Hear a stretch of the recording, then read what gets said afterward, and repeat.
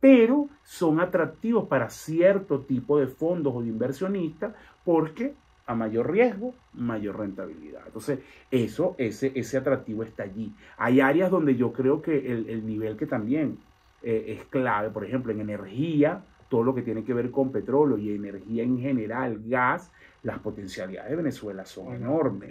Y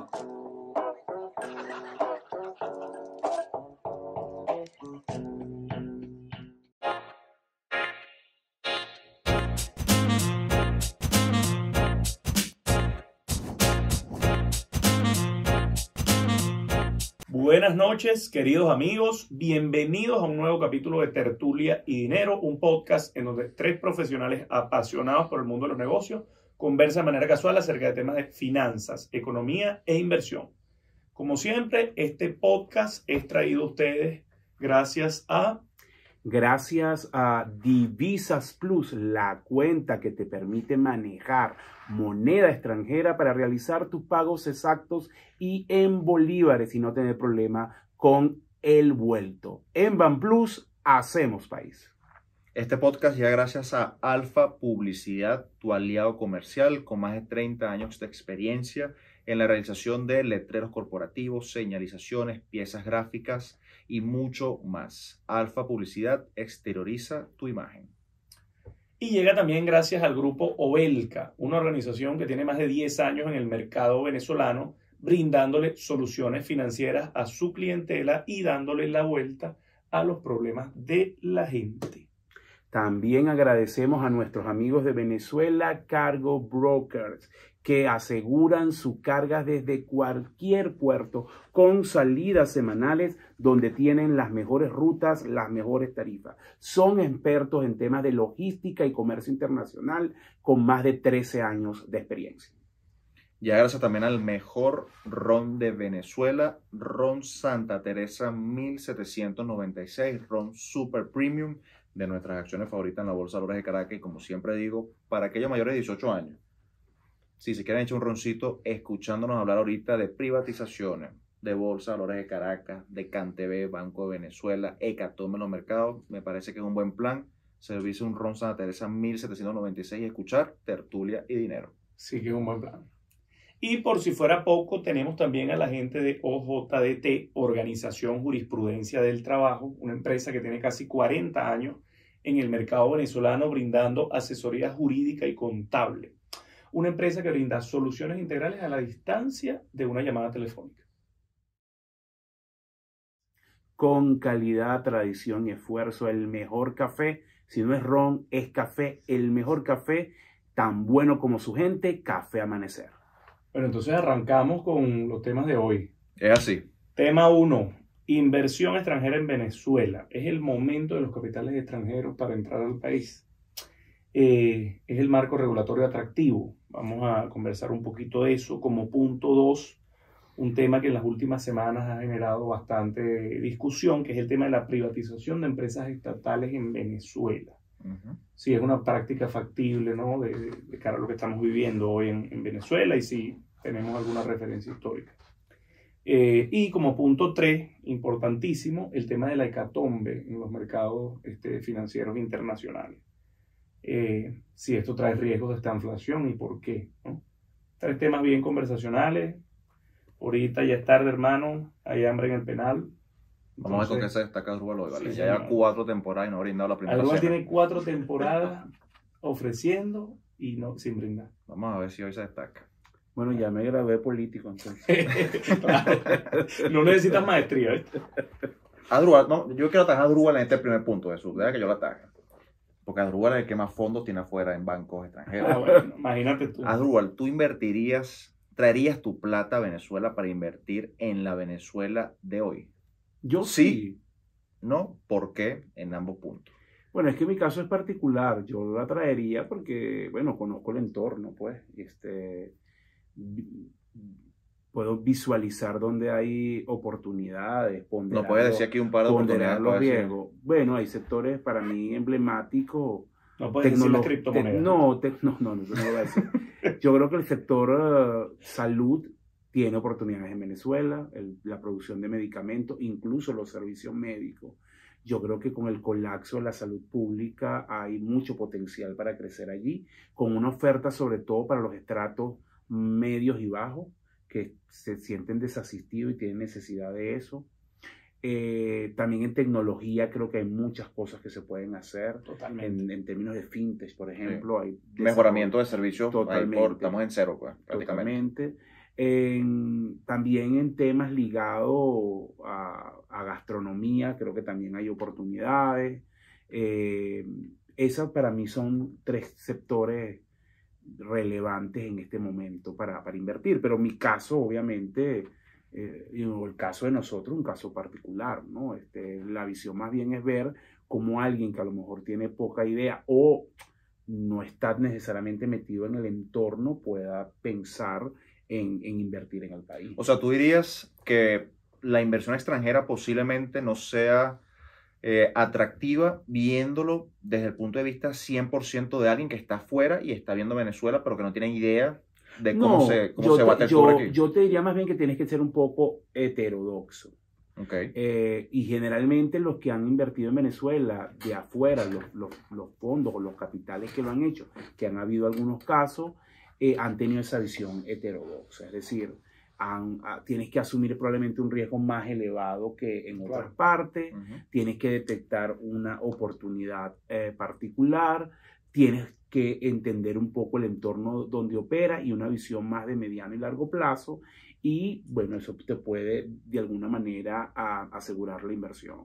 Si eres conservador, si eres un inversionista tradicional que se ciñe al librito, bueno, probablemente el tema de Venezuela sea complicado. Claro. Ahora, yo lo que sí he visto, no sé, Jesús, tú también que estás metido en esta dinámica, que lo que he visto de extranjeros invirtiendo en Venezuela es en combinación con grupos venezolanos.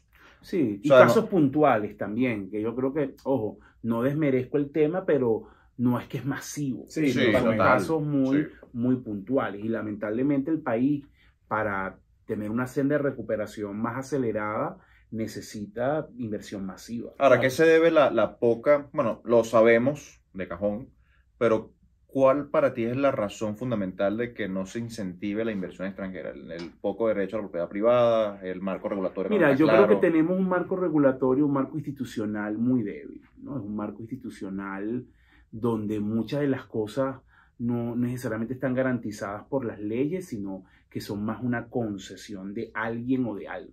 Y eso, por supuesto, hoy puede ser, mañana no, y eso no da certidumbre, que es un elemento clave para la inversión. Otro tema relevante tiene que ver, por ejemplo, con todo el tema sanciones. Al final también traer una cantidad de capitales representativos y enterrarlos o invertirlos en Venezuela y después probablemente tú no tengas capacidad o tengas complicaciones para repatriar o para sacarlo, también es un elemento que se te complica. O incluso el temor que pueda existir de que esa inversión que tú estés realizando en Venezuela sea mal vista, por ejemplo, por los Estados Unidos, que es un país clave a nivel global. Una variable que no teníamos hace años. Y mucha gente no quiere entrar en ese tipo de conflicto o en un conflicto de overcompliance, es decir, o de mayor fiscalización por parte de los bancos. Esas son unas razones que te pueden inhibir. Pero vuelvo y te repito, tú lo sabes bastante bien porque trabajas con mercado. Hay inversionistas de todo tipo. Totalmente. Y hay inversionistas con apetito de riesgo. Y para estos llamados mercados extremos o mercados al borde o al límite, como se conoce en la literatura, que son mercados muy particulares, son mercados con entornos, digamos, complejos, adversos, no aptos para todo el mundo, pero son atractivos para cierto tipo de fondos o de inversionistas porque a mayor riesgo, mayor rentabilidad. Entonces, ese atractivo está allí. Hay áreas donde yo creo que el nivel que también es clave, por ejemplo, en energía, todo lo que tiene que ver con petróleo y energía en general, gas, las potencialidades de Venezuela son enormes. Y si ahí hay algunos cambios regulatorios y legislativos el grueso de gente que pueda sentirse atraída a invertir allí es importante. Entonces, sí, yo creo que Venezuela tiene sus potencialidades para el tema de la inversión y para un inversionista, insisto, muy particular. Y esto incluso aplica también a veces cuando yo hablo con mucha gente que tiene negocio. Si usted, bueno, es de esos que quiere todo by the book, como dicen los gringos, todo en manual, todo arregladito, todo protocolar, así, sus reglas bien, su manual, todo, bueno, este es un mercado complejo para eso. Totalmente. Aquí las fronteras son difusas, aquí muchas veces tienes que interpretar cosas, tienes que andar por el borde, en la delgada línea roja, entre lo que puedes hacer y lo que no. Muchas veces tienes que pedir perdón y no tanto permiso. Claro. Y entonces eso estresa a mucha gente. Sí, totalmente. ¿Tú cómo lo ves, Jesús, el tema de la inversión extranjera? Mira, más allá de todo lo que dijo Drupal, que con cosas con lo que estoy alineado, yo le agregaría el tema de por qué lo veo atractivo, el tema del tamaño del mercado de hoy versus lo que podía ser entrar en Venezuela hace 10 o 15 años, ¿no? Un mercado que es una economía que es mucho más pequeña, te puede dar oportunidades cuando el nicho está bien identificado. Y tú bien sabes que trabajas en los mercados que para un fondo de inversión que tiene una cantidad de capital destinado a una economía, 1 o 2 millones de dólares de repente no es mayor cantidad de dinero, pero en Venezuela 1 o 2 millones de dólares representa una inversión importante o una participación importante, incluso en empresas que cotizan en la Bolsa de Valores de Caracas. Pero Entonces, fíjate allí, Jesús, yo lo veo de forma diferente tu punto. okay. Que yo creo que más bien el tamaño de mercado puede ser un elemento que te inhiba de invertir. Porque, pensando en consumo masivo, por ejemplo. Porque muchas veces tú dices, bueno, mira, yo me voy a meter ahí, tengo que realizar una inversión importante, comprar algún activo, una empresa, lo que sea, pero resulta que el tamaño de mercado es ínfimo. ¿Dónde está mi potencialidad de crecer? ¿Dónde está mi potencialidad de recuperar en un tiempo rápido la inversión que hice con un mercado tan pequeño, ¿no? Entonces, ojo, Claro. pongo el contraste de que también eso puede ser más bien un elemento Atractivo. que inhiba la inversión. Yo lo digo del punto. Yo creo que depende combinar del ambas nicho, cosas. Sí. depende del nicho donde te metas. Porque si te paras hoy, por ejemplo, en la visión de Jesús que dice, puedo entrar con poco, con la expectativa de que a futuro voy a crecer en términos de retorno y Ajá. rendimiento, o sea, combino el hecho de que Venezuela pueda estar mejorándose desde cierto punto de vista para la generación de retorno con que mi entrada hoy es relativamente barata. No, y te pongo No, un ejemplo, yo creo claro, que ¿no? depende también del sector, ¿no? Claro, depende muchísimo del sector. Un ejemplo un poco como para ilustrar mi punto, ¿no? Una empresa pequeña, un small business que hace 10, 15 años se dedicaba a interconexión de pozos petroleros, a mantenimiento de herramientas de taladro. Tú trabajaste en pozos petroleros, que en algún momento tenía una facturación potencial de 4 o 5 millones de dólares al año, que hoy en día no tiene ni para comprarle caucho a los camiones. A ver, si en libros está bien, está ordenada, es una inversión que requiere poquísimo capital para un fondo, no para un particular, ¿ok? Y que si existe una mínima apertura, como tú dices, si existe esto que está sonando de supuestas entregas o negociaciones de los campos marginales que llaman, que eso ya se intentó hace 20 años, ¿no? Representa un upside potencial gigante para cualquiera de estos grupos que invierten en el sector. Sí, eso es el mismo escenario Así. con distintas visiones para verlo. Yo me quedaría Sí, con la visión tuya de que hay distintos perfiles de inversionistas, Claro. con mayor o menor aversión al riesgo. Y aquel que verdaderamente sienta que vale la pena meter $1 en Venezuela hoy, con las perspectivas o expectativas de que haya un cambio, puede darle mucho mayor retorno en términos anualizados en menos tiempo, lo que puede conseguir un mercado, como puede ser un mercado desarrollado como el norteamericano, que aparte la está pasando mal, ya lo haremos en el tercer punto. De hecho, se hablaba mucho y hablando un poco con Venezuela, que Venezuela creo que no sería ni siquiera un mercado emergente, y creo que ni siquiera un mercado frontera, por el tamaño que tiene y por lo desconectado que está, pero se hablaba mucho de que para buscar renta en esta década había que salirse de mercados desarrollados y apuntar hacia mercados emergentes, y capaz Venezuela, si estuviese relativamente más arreglada desde el punto de vista de regulaciones, de estructura como un país, ¿no? sí, fuese un lugar, un sitio más atractivo, porque lo fue. Y Venezuela tiene la ventaja, creo, que si bien es una capacidad instalada, subutilizada ahorita, ya está instalada en cierto sentido. O sea, Venezuela verdaderamente no es que necesitas invertir muchísimo dinero para levantar un país. Creo que tienes que invertir bastante dinero, ciertamente, para levantarlo, pero la capacidad instalada ya está instalada, pues. No sé cómo lo ves tú de esa perspectiva. No, sí, obviamente. Claro, el tiempo pesa al final y hemos tenido una crisis muy larga, pero todavía Venezuela tiene elementos, digamos, que conserva de sus mejores épocas. Una buena red de infraestructura se está deteriorando, pero con inversiones adecuadas puede relanzarse, la misma red eléctrica. O sea, hay elementos que están allí como base que se pueden potenciar, ¿no? Es así. Por supuesto, con el entorno actual, lo que tenemos son casos como aislados, pequeños, para entrar en una dinámica de atracción agresiva de inversiones, que por cierto, es donde están hoy la mayoría de los mercados que tienen una dedicación 24/7 a este tema, que tienen incluso ministros u oficinas o sus propias embajadas permanentemente en una búsqueda frenética de atracción de inversión. Al final no es nada más Venezuela, es decir, todo el que tiene algún fondo o algo está visualizando el mundo. Claro. Y ahí hay miles de oportunidades y estamos compitiendo. Entonces, es un tema también relevante que ojalá pueda cobrar impulso en la medida que el entorno también se vaya modificando. Y eso lo pega con el segundo punto. Sí, total. Bueno, del primer punto yo me voy optimista porque la conclusión que me dio Asdrúbal es que sí traería surreales. Es así. Sí, porque es bastante, ¿viste? Sí. Punto 2. Bueno, ¿qué cuántos años tiene ese señor ya? Punto 2. Privatización de empresas estatales en Venezuela. ¿Cómo lo ven ustedes? ¿Ustedes creen que eso es factible? Porque a mí me parece más una idea bonita, algo que suena lindo. Mira, yo algo ejecutable. voy a dar mi opinión. Estuve de hecho leyendo bastante estos días buscando casos comparables en Sudamérica.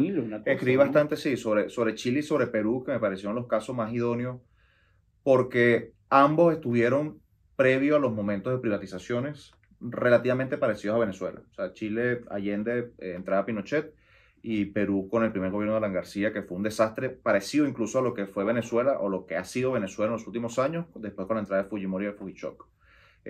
Primero con el tema de privatización. A mí me parece, si me preguntas de cajón, yo te digo, es una medida que a mí me parece acertada, porque la verdad es que siempre he pensado que empresas estatizadas, empresas estatales, es muy difícil que sean verdaderamente eficientes y óptimas y que retornen buenos réditos a sus inversionistas. Y que sean verdaderamente productivas desde el punto de vista de generar los servicios que tienen que generar para que la población los disfrute de manera idónea. Pasó con CanTV, pasó con las empresas mixtas, también lo mencionó el gobierno, que iban a optar por un tema de privatización. Yo recuerdo, por ejemplo, Asdrúbal ya era un señor mayor, cuando el segundo gobierno de CAP, que arranca la privatización con CanTV, que se vende 40%, fueron $1.800 millones. Yo no creo que ahorita ni de cerca, por el estado en que se encuentran las empresas, tú puedas levantar esa cantidad de plata ni por el 100% de las empresas. A mí me hubiese gustado que este timing llegara con el tema de privatización, intentando levantar un poquito las empresas antes de salir a ofrecerlas. Pero ese es otro tema. Lecciones que me llevo con el caso Chile y Perú, por ejemplo. Chile tuvo como 15, 18 años en los procesos de privatización y se parten por la mitad. La primera mitad a mí me recuerda mucho a lo que puede ocurrir en Venezuela, porque fue una privatización que se hizo para un grupo muy reducido de personas que podían optar a esas empresas estatales que iban a ser privatizadas. Eso causó mucho sobreapalancamiento de grupos financieros cercanos al gobierno, locales, que luego en la crisis del 82-83 hizo de hecho que el gobierno rescatara estos grupos financieros y que luego se vaya de nuevo a privatizarlos, con una medida que fue muy aclamada en Chile y que dura hasta hoy, que son los fondos de pensiones. O sea, no se cerró como la primera vez con grupos financieros cerrados, sino que solamente se abrió con el tema de los fondos de pensiones. A mí el tema de Perú me gusta más porque las medidas que tomó Perú fueron medidas que fueron desde lo educativo, desde el punto de vista formacional. Es increíble, pero hay un caso muy famoso, una cementera en Perú, donde del 100% de los inversionistas que entraron como nuevos inversionistas en el proceso de privatización, 80% eran nuevos inversores. O sea, eran personas minoristas que no tenían experiencia en los mercados, pero que fueron formados desde el punto de vista educativo por los planes educativos del gobierno y entendieron los beneficios de la privatización. Y eso fue muy bueno desde el punto de vista de involucrar a la población en el proceso de privatización. Es decir, una mezcla entre privatización y al final un esquema ahí de políticas públicas de cara a preparar a los nuevos inversionistas. Un tema regulatorio que fue muy interesante porque Perú entendió que las privatizaciones no son reformas que se hacen aisladas, sino que son reformas que se tienen que hacer en todo el marco que involucra instituciones, regulaciones, mercado de valores, políticas públicas, el tema educativo, y llevó de la mano todas esas reformas para hacer mucho más atractivo de cara a los inversionistas extranjeros el proceso de privatización. En Venezuela creo que tenemos muchas lagunas, muchas áreas grises, hace falta ver realmente por dónde van los tiros, pero yo, si piensa mal acertarás, creo que se van a hacer las cosas muy a los bandazos. Estimaría e invitaría a las personas que a Drúa dicen que nos escuchen, que nos ven, que capaz están llevando a cabo este proceso de privatización, que por lo menos se fijen un poquito en Perú y en la segunda experiencia de Chile después del 82-83, porque creo que nos puede servir para la privatización en Venezuela. Bueno, yo creo que se va a parecer más al modelo ruso, lamentablemente. Creo que lo que vamos a ver es un esquema de reparto entre los oligarcas. Bueno, entre actores que para el gobierno es clave, grupos de poder, porque yo creo, saliendo un poco del ámbito acá, pero creo que es importante hacer digamos, el inciso. El gobierno necesita la construcción de un ecosistema privado más afín. Claro, total. Tu propia estructura, lo llamarías tu propia burguesía, tu propia oligarquía. Y yo creo que la privatización es un vehículo para fortalecer esos grupos cercanos o esos grupos que conviven. Una élite hecha a la medida. Esos grupos económicos que conviven alrededor del poder. Entonces va a ser un proceso muy atomizado, no creo que sea amplio, con pocos actores, poco transparente, lamentablemente, y ojalá de hecho lo estoy diciendo para que ojalá nos equivoquemos. Pero poco transparente y donde muchas veces no vamos a saber a ciencia cierta cómo se hizo ese traspaso, bajo qué condiciones, qué acuerdo se llegó, sino que nos vamos a enterar que fulano, mengano, el grupo A, el grupo B está en A o B determinada empresa. De hecho ya ha ocurrido. Creo que hay bastante, se ha documentado bastante, la gente incluso de Transparencia Venezuela ha hecho un trabajo bien profundo sobre esto, bueno, el traspaso sin mediar ningún tipo, digamos, de concesiones directas. Concesiones directas, no hubo ningún tipo, no pasó por la Asamblea Nacional, no hubo proceso de licitación, subasta.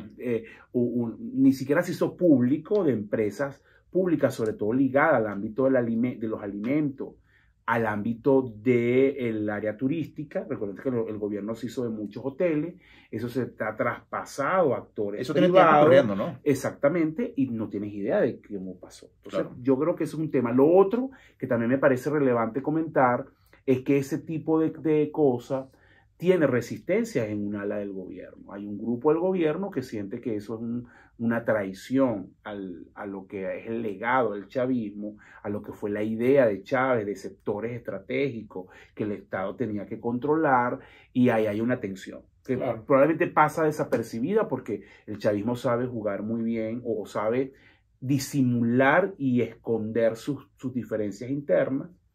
Pero ahí hay tensión, lo vemos incluso también en el área de hidrocarburos, porque yo te digo algo, del anuncio que hizo Maduro del tema de la CanTV, más relevante fue que habló también de las empresas mixtas. Sí. Claro. Y entonces allí creo que hay mucho más oportunidades, mucho más apetito, pero también genera más fricciones en grupos que ven una traición al tema. Entonces es un tema que hay que hacerle seguimiento. Yo creo que tal vez en esta etapa no vamos a ver cambios muy profundos, pero si vamos a otro periodo, y aquí, bueno, un poco asumiendo lo que es mi visión, si vamos a otro periodo de gobierno donde el chavismo detente el poder, creo que va a ser más agresivo en ese punto. Ahora, de las empresas públicas que cotizan, por lo menos actualmente, el gobierno no dijo en los mercados de valores, en las bolsas de valores, no sabemos si es en la bolsa bicentenaria, en la bolsa descentralizada, ojalá sea en la bolsa de valores de Caracas, que existe desde hace más de 75 años ininterrumpidamente, y creo que está bastante constatado de llevarse un proceso de privatización tiene que hacerse por ahí. Oye, es el vehículo tradicional. No, y hay empresas interesantes, bueno, el tema petrolero. Yo soy de la idea que ahí efectivamente tiene que darse una apertura importante al capital. Es más, yo soy más drástico. Yo creo que el sector petrolero debería estar en manos totalmente privadas y que PDVSA debería convertirse en una especie de superintendencia o de oficina regulatoria del mercado y no entrar en la actividad directamente. Claro, yo les iba a preguntar. Pero bueno, esa es mi visión. Y que esa renta se transforme en ingreso fiscal directamente. Claro. De las empresas estatales que están actualmente en la Bolsa de Valores de Caracas, que son CanTV y Banco de Venezuela, ¿en cuál invertirían ustedes las dos? Yo me tiré las dos.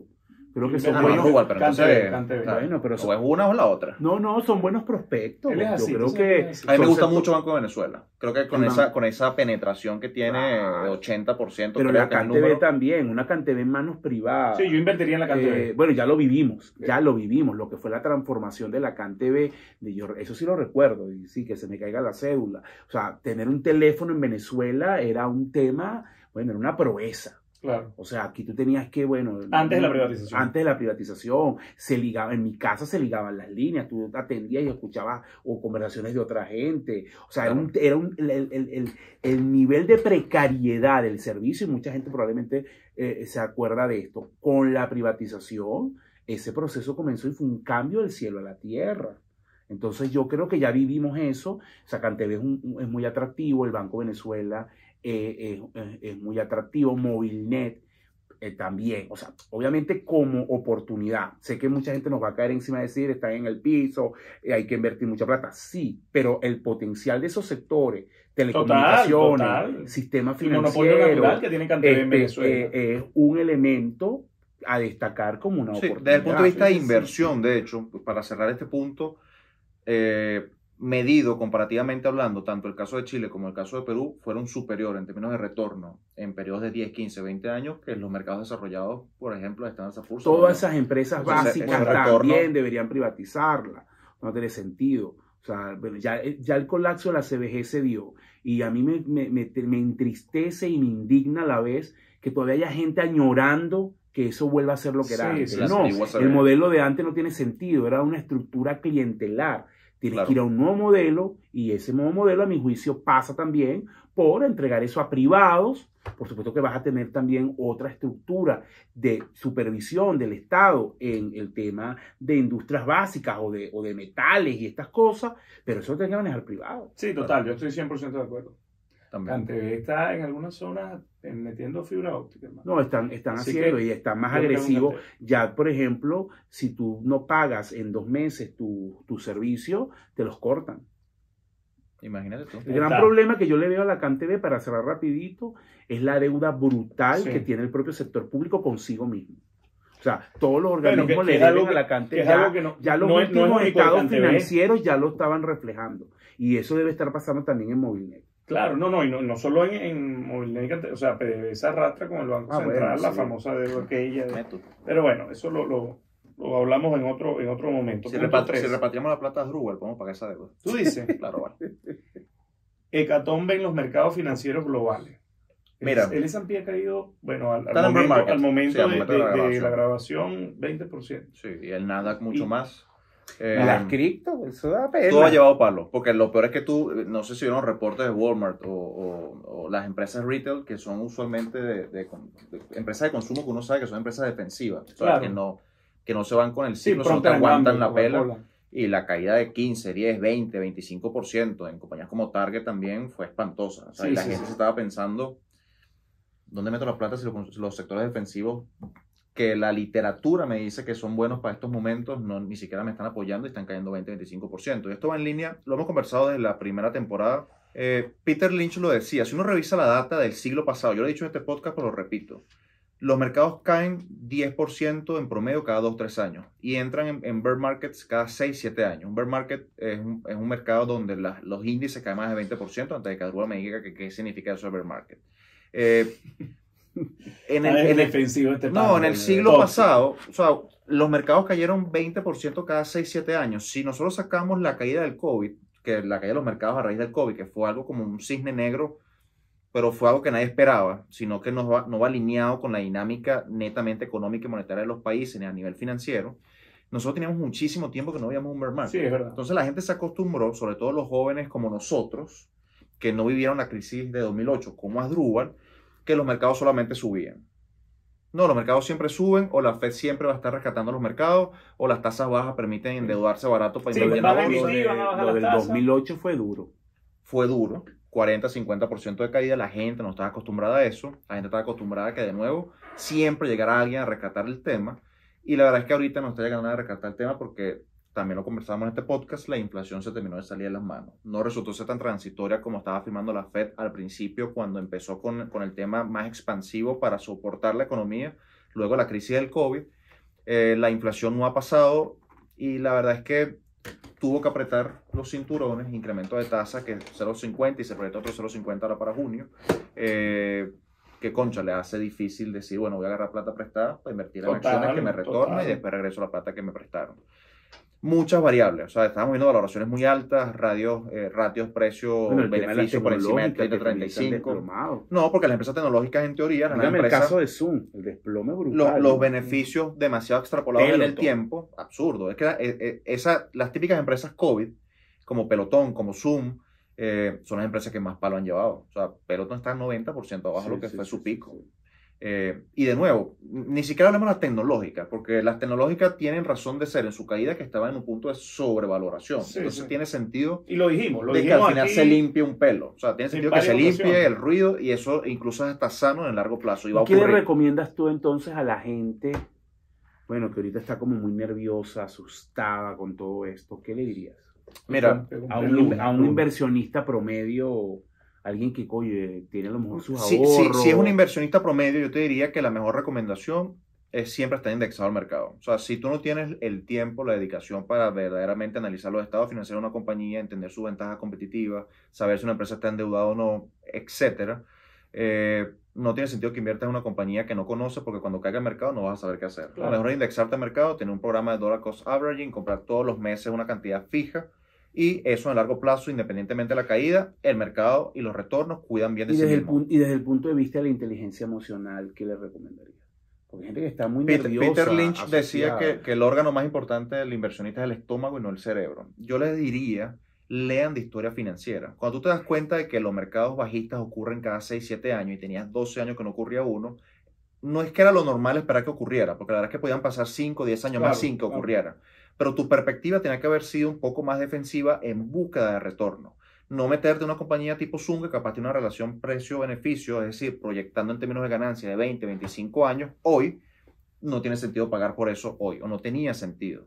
Obviamente, a veces nos dejamos llevar por la emocionalidad del mercado. Si todo el mundo está comprando, todo el mundo está haciendo plata, yo digo, yo también quiero hacer plata y me meto en valoraciones absurdas. Pero este tipo de situaciones en el mercado también nos ponen los pies sobre la tierra. Mi percepción y mi recomendación es que intenten siempre invertir con una visión empresarial. Intenten conocer el negocio. Plazo, ¿no? También. Cuando tú compras una acción como si fueses dueño del negocio, tú usualmente no compras un negocio hoy o inviertes en un negocio hoy para venderlo mañana.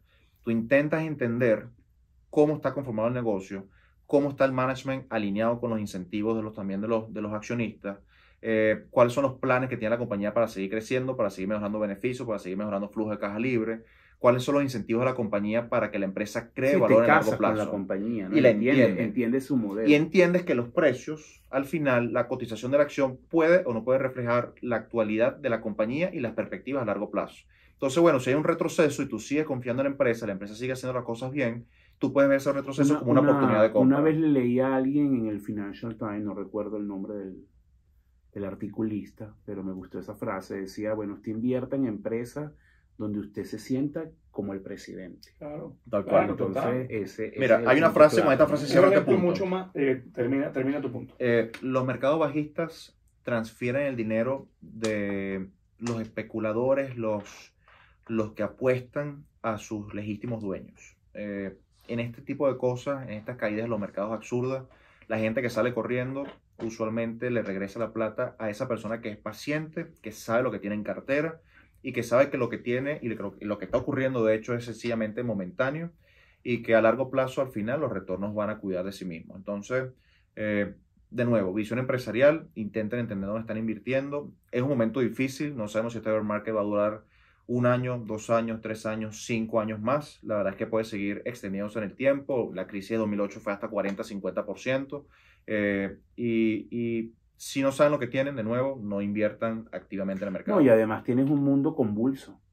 O sea, es, Además, sí, es un cóctel. Es un cóctel. Está el Sí. problema de la inflación, que la gente lo lleva a Estados Unidos, pero en realidad es global, porque todo el mundo está sufriendo inflación, con sus altos y bajos, pero todo el mundo está en un ciclo de inflación alta. Tienes el problema de cadenas de suministro, tienes las disrupciones que provoca la relación Estados Unidos-China, la relación Estados Unidos o mundo occidental-Rusia. Tienes el problema del impacto en commodities, sobre todo en commodities de alimento, de la invasión a Ucrania. Claro, Tienes- ojo, no lo hemos sentido todavía del todo. Tienes Eso se el viene. auge del nacionalismo y del populismo en diferentes sociedades, tanto de sociedades desarrolladas como mercados emergentes. Vemos lo que pasó, por ejemplo, en las elecciones en Francia, lo mismo que pasó en Estados Unidos hace algunos años. Entonces tienes un mundo bien convulsión. convulso, los problemas ligados al cambio climático, la transición energética, el tema de la tecnología y lo que llaman algunos la tecnogeocalidad, es decir, el poder de las tecnológicas que prácticamente se constituye en un gobierno global, Sí. porque su alcance es global. Entonces, lo que quiero decir es que al final no puedes ver los mercados aislados de todo lo que está ocurriendo a nivel global después de una pandemia y ahora una guerra, que por más que esté focalizada, tiene impactos globales. Entonces, Claro. el contexto no es nada fácil. No, y también un ejemplo, digamos, mucho más terrenal y menos abstracto, ¿no? Al final del día, cuando tú vas a comprar un celular, tú normalmente investigas, haces el research, si te vas a comprar un carro, Asdrúbal cada vez que se va a comprar un apartamento, compra apartamentos todos los años, Mira, me van a terminar secuestrando en este podcast. ve cómo es el tema. Cuadran conmigo el rescate. Ve cómo es el tema de cuánto te cuesta tu metro cuadrado, las zonas, etcétera. Es decir, el mensaje al final del día es, tenemos que hacer la Peter investigación, Lynch tenemos que dice hacer la eso. tarea. La gente cuando va a comprar una cocina o un freezer, ve las especificaciones, va para distintas tiendas, compara, llama, pregunta. Cuando va a comprar una acción, como es con solamente presionar un clic, va, presiona sin preguntarse qué está comprando, cómo lo está comprando y si verdaderamente lo que está comprando tiene sentido. Entonces, esa visión empresarial de consumidor serio, extrapolémosla a la bolsa. Y cierro rápidamente con esto antes que se me pase. No tiene sentido hacerle timing al mercado. O sea, aquellas Claro. personas que vendieron ahorita porque el mercado estaba cayendo, creyendo que tienen la oportunidad de anticipar cuándo viene la subida, posiblemente se pierdan los días más importantes de la subida, que en el agregado son días importantísimos para los retornos a largo plazo. Cuando uno mira los números de los mercados en términos de retorno, menos del 1% de los días contribuyen prácticamente al 95% de los retornos en largo plazo. Entonces, si ya están invertidos, aguanten la pela, evalúen su estrategia, piensen bien qué están haciendo, pero no piensen que tienen la varita mágica para saber, ya el mercado tocó fondo y ya viene todo para encima. Evalúen, manténganse invertidos, cambien su estrategia si es necesaria. Como dice Asdrúbal, si les duele el estómago, no pueden dormir en las noches porque sus posiciones están perdiendo plata, piensen dos veces si están aptos para invertir, pero al final los mercados terminan cuidándose a sí mismos y en el largo plazo creo que es una de las mejores maneras para poder acumular riqueza y un patrimonio interesante si se hace de muy buena manera. Especialmente entendiendo que tenemos 20% de descuento con respecto a lo que inició el año. Ojo. Es así. Ajá. ¿Cuál es la píldora de hoy? La píldora de hoy es tecnológica. Lo estábamos conversando ahorita. Asdrúbal es más vieja escuela, a él le gusta leer en físico, pero yo este año, este regalo me lo hizo mi esposa en diciembre, es un Kindle y la verdad es que lo disfruto muchísimo para leer. Y ahorita que Asdrúbal dijo el tema de Rusia, hay un libro que quiero recomendarles que lo leí comenzando el año que se llama Red Notice, que es de Bill Browder, que fue el gestor de fondos a inicios de los 90 en la Rusia después de la caída del muro de Berlín, que tenía la mayor extranjero, ¿no? Que tenía la mayor cantidad de fondos invertidos en Rusia. Habla de lo que significa hacer negocios en la Rusia de los oligarcas. Y me parece que es un libro súper interesante y además les digo, si quieren aprender a leer de manera mucho más eficiente, cómprense un Kindle y esta es una doble píldora la de hoy. Red Notice y lean en un Kindle. Brutal esa píldora, hermano. Creo que estamos listos por hoy también. Estamos listos entonces, vámonos. Señores, esto fue Tertulia y Dinero, un podcast en donde tres profesionales apasionados por el mundo de los negocios conversan de manera casual acerca de temas de finanzas, economía e inversión. Por acá, @JesusLeonet en Instagram y en Twitter. Por acá, @JMFariasU en Instagram y en Twitter.